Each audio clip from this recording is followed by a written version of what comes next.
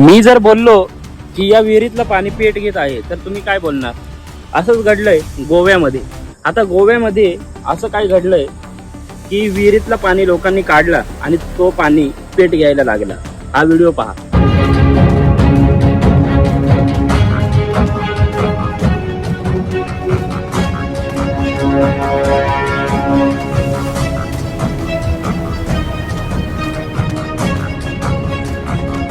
पण साला हे सर्व शक्य कसं होतं? चला मी तुम्हाला सांगतो.